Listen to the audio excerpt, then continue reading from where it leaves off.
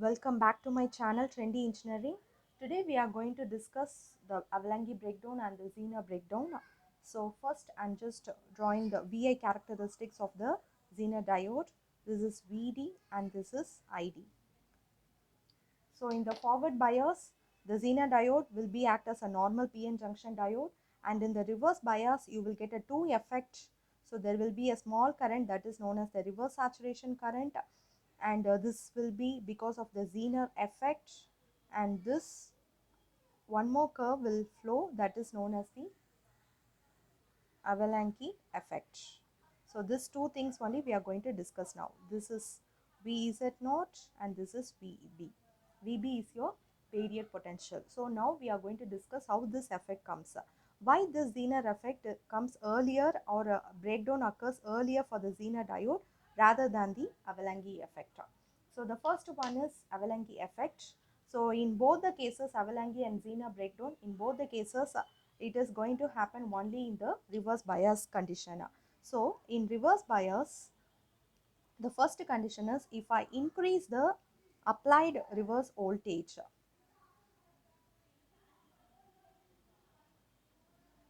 So I'm just drawing the PN junction diode. So this is my PN junction. So where I'm going to connect in the reverse bias direction, negative and positive, negative and positive. So this uh, direction will be same as the electric field. So if I increase the applied voltage, that is, if I increase this applied voltage, what will happen? So my width of the depletion region will get increase.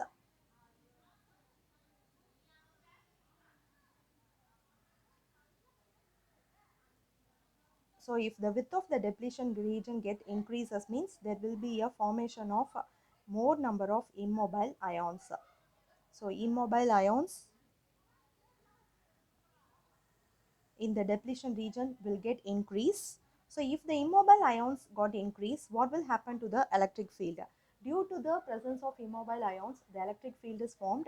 So this electric field in the depletion region, will become more stronger. So if the electric field become more stronger, then the minority charge carriers will get accelerated. Minority charge carriers will get accelerated. So if this has happened, then uh, the free charge carriers move quickly through this depletion region. So it will move quickly through this depletion region. So while moving, this free charge carriers can collide with the silicon atoms. So again, it will collide with the silicon atoms.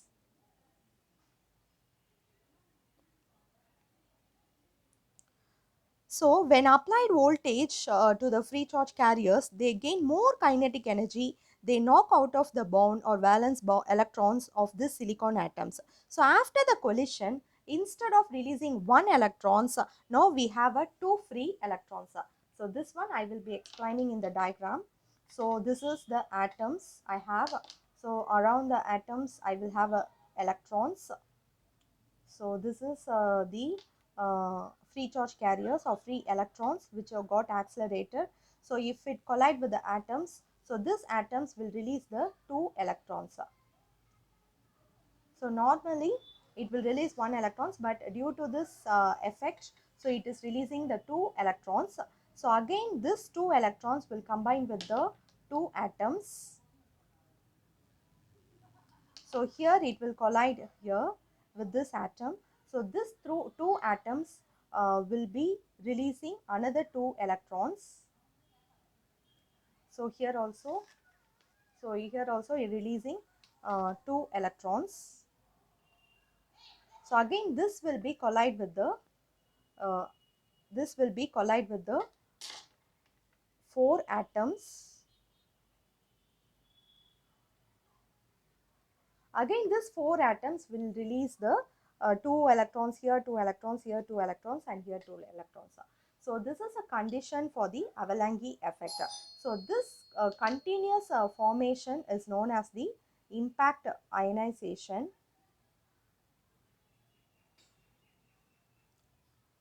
So what does mean by impact ionization? Impact ionization means high energy charged particle can knock out the bound electron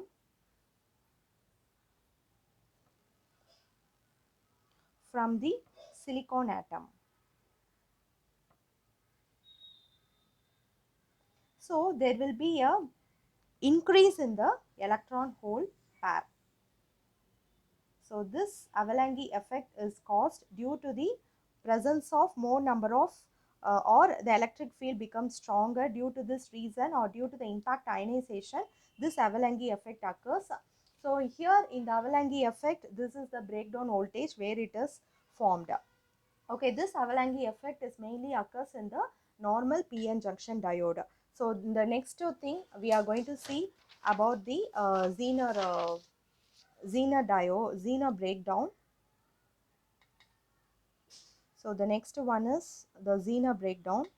So in the Zener breakdown, the concept is, the first one is we are having a PN type, P and N type Zener diode. So in the Zener diode, it is actually heavily doped when you compare with the normal PN junction diode. So that is a main difference between the Zener diode and the PN junction diode. So the PN junction diode is lightly doped and the Zener diode is heavily doped. So heavily doped means number of impurities, number of impurity atoms are more. So what is mean by number of impurity atoms, or number of impurity atoms or more means, so there will be a presence of more number of electrons, more number of electrons in the N type, and there will be a more number of holes in the P type. So it is denoted as P plus and N plus. So due to this reason, what will happen to the depletion width? So the depletion width will become narrow. So as in the Avalanche breakdown, the depletion region or depletion width get increased due to the presence of immobile ions, or due to the increase of reverse current. Your depletion width get increases, but in the Zener breakdown, the depletion width will become narrow. So this one I will be drawing. So this is the PN junction diode, PN. So your depletion width will become narrow. So here you can see. So due to this depletion width will become narrow. So the recombination occurs in the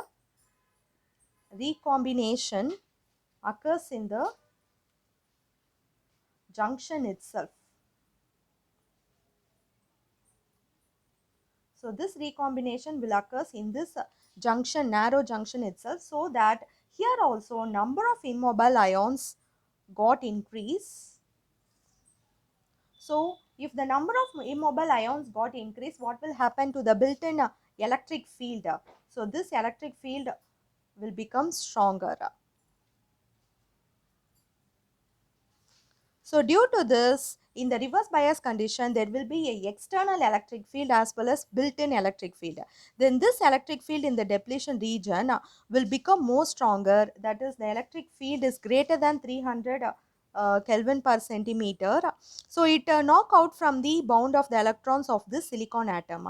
So due to this narrow bandwidth, due to this narrow depletion width, many charge carriers passes. As in the Avalanche breakdown, only 2 electrons comes out from the atoms, but in the Zener breakdown, more number of electrons comes out from the, or no, comes out from the atoms. So many charge carriers are generated in this depletion region. Suddenly, lots of current flows in the reverse direction. So that only, so the breakdown occurs earlier than the normal PN junction diode. This is the earlier, this is known as the Zener diode voltage, and this is your barrier potential voltage.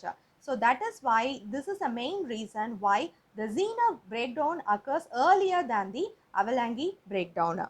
So the main difference between the Avalanche breakdown and the Zener breakdown is, in the Avalanche breakdown, it is a lightly doped diodes, and in the Zener breakdown it occurs heavily doped diodes, and Avalanche breakdown occurs due to the impact ionization, and the Zener breakdown occurs in the strong due to the presence of strong electric field effect.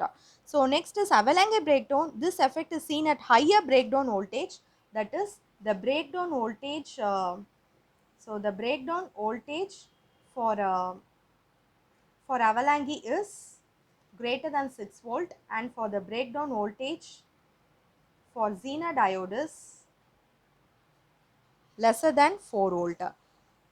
Okay. So and one more important point is in the avalanche breakdown, this is the positive temperature coefficient. Avalanche breakdown is at positive temperature coefficient, and Zener breakdown is a negative temperature coefficient. So why it is Zener breakdown is a negative temperature coefficient means many charge carriers are coming out from the bond due to the electric field. So that your temperature increases in the Zener diode, so that more number of electron hole pair generated. So it requires less electric field to generate this additional charge carriers, so that your breakdown will decrease. So it requires only the less electric field. So that is why it is in the negative temperature coefficient. But in case of avalanche breakdown, it is a positive temperature coefficient. Here the this effect occurs due to the impact ionization, and in the Zener diode it occurs due to the presence of electric field, and in the avalanche breakdown it occurs due to the impact ionization. So due to this impact ionization, the atoms start vibrating, and due to this vibration, the mean free path of the collision will get reduced, or we can tell time required between the two collision will reduce, so that the electron will gain more kinetic energy, so it requires more electric field. But in case of Zener diode it requires very less amount of electric field, but in case of avalanche diode it requires more number of electric field.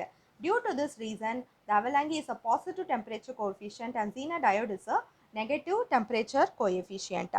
And I will be writing the difference between the avalanche breakdown and the Zener breakdown. So this is lightly doped and this is heavily doped diodes, and this effect occurs due to the presence of impact ionization, and this Zener effect occurs due to the presence of strong electric field.